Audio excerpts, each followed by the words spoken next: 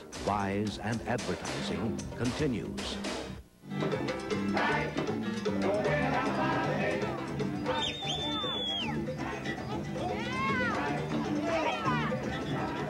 It's fun, it's hot, and it draws Miami's Hispanics by the thousands. Miami calls Calle Ocho the largest block party in the world, which suits its main sponsor, Procter Gamble, just fine.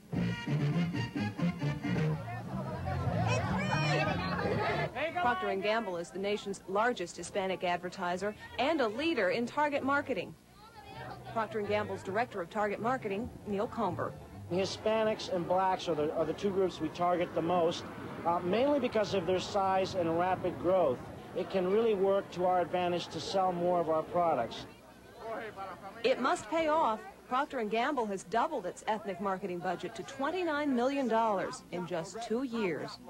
Yo, I've got a mama uses liquid Tide, because liquid Tide keeps... Pero cuando lo vi me dije, estas manchas no salen con nada. Saqué mi Tide. ¡Viva México! ¡Viva Colombia! When Procter & Gamble target, it's called innovative. But when cigarette and alcohol companies do it, targeting is seen as sinister. Community activists in New York's Harlem painted over billboards that saturate the neighborhood. And now Congress is hearing the debate. Why is it somehow different for a cigarette manufacturer to target an existing market than it is for other companies to target an existing market? A cigarette is the only legal product that, when used as intended, causes death. Advertisers who disproportionately target women, minorities, or young Americans have gone too far. The debate will go on. Let them know, we will! But targeting is here to stay. Spring break 1990! One of the groups most sought after by advertisers, the youth market. I keep hearing what you saying! Spring break in Daytona Beach, Florida. A parent's nervous nightmare, perhaps, but a businessman's dream. Everybody, go, go, go, go! It's spring break and the kids are here to have a good time. We're here on business. Daytona, we will! The perfect place for MTV to get personal with the people who kept it in business since 1981, when MTV started its 24-hour cable rock music station and an advertising revolution. Tom Preston runs the MTV network. Research tells us, kids tell us, that they like the ads they see on MTV better than where they see them in other places. Eating right, staying in shape, and my body. So popular, in fact, with their target audience of young adults, that MTV's advertising revenues grew to $102 million last year.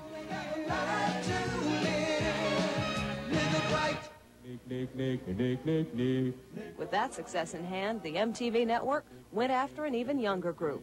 Nickelodeon. The Nickelodeon channel, aimed at 2 to 15-year-olds, and today claims more young viewers than the 3 networks combined.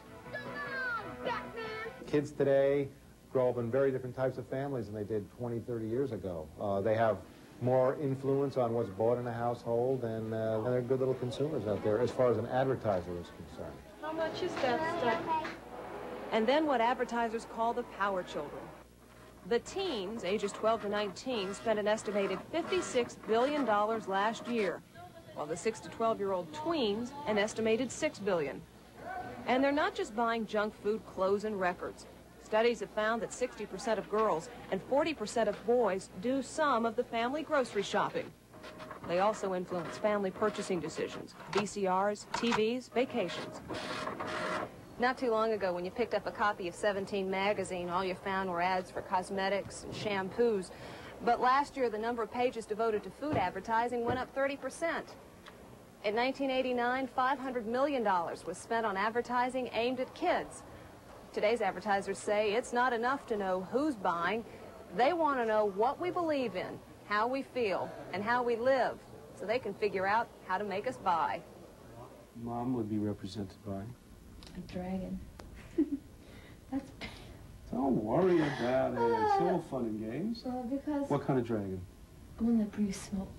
Psychoanalysis?